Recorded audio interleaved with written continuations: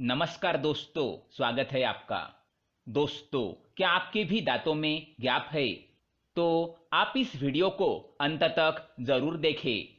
आज हम आपको समुद्र शास्त्र के अनुसार मनुष्य के शरीर के लक्षणों के आधार पर उसके भविष्य एवं उसके व्यक्तित्व के बारे में जानकारी देने वाले हैं। दोस्तों, भारतीय संस्कृति में शुभ अशुभ और शकुन अपशकुन जैसी बातों को काफी महत्व दिया गया है। हमारा ज्योतिष शास्त्र इतना समृद्ध है कि इसमें हर चीज के पीछे छिपे अर्थ को विस्तार से बताया गया है। हमारे आसपास जितनी भी बातें घटित होती है उनका संबंध हमारे निकट भविष्य से निश्चित ही जुड़ा होता है। हमारे शरीर पर के कुछ चिन्हों का या तिल का हमारे शरीर की बनावट में भी कुछ न कुछ अर्थ छिपा हुआ होता है। ईश्वर ने हर मनुष्य के शरीर की बनावट अलग अलग तरीके से की है।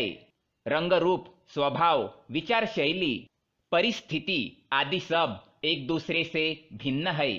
समुद्र शास्त्र हमारे वैदिक संस्कृति का एक हिस्सा है जिसमें हमारे शरीर पर विहित सभी चिन्हों और शरीर के विभिन्न अंगों की बनावट का अध्ययन करके मनुष्य का भूत, भविष्य और वर्तमान बताया जाता है।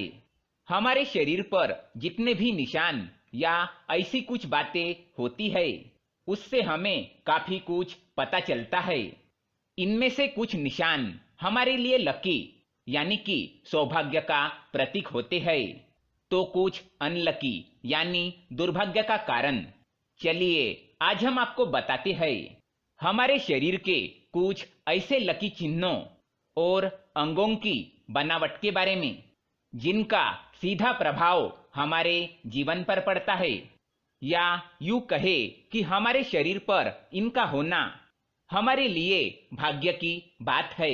सबसे पहले बात करते हैं हमारे चेहरे और शरीर की बनावट के बारे में।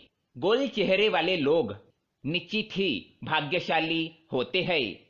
अच्छी नौकरी, सफलता और अच्छा लाइफ पार्टनर मिलना इनके नसीब में जरूर लिखा होता है। मध्यम ऊंचाई होना भी अच्छा समझा जाता है। तेज नाक और उस पर तिल का होना अच्छा माना जाता है।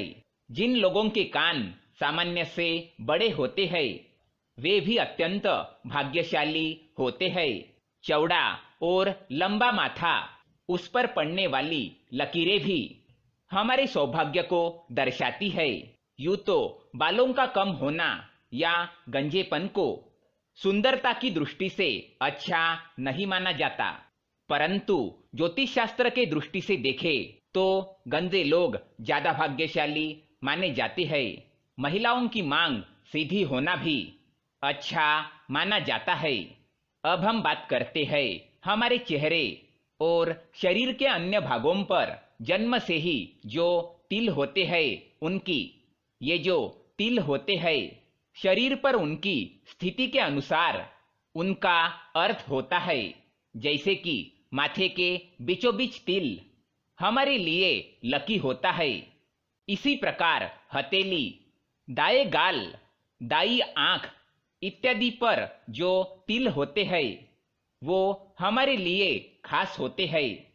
मोतियों जैसे सफेद दांत किसे पसंद नहीं है, और बिना फट यानी कि बिना गैप वाले दांत तो अच्छे ही दिखते हैं, परंतु समुद्र शास्त्र के अनुसार जिस व्यक्ति के दांतों के बीच में गैप अथवा फट होता है वे ज्यादा सौभाग्यशाली होते हैं।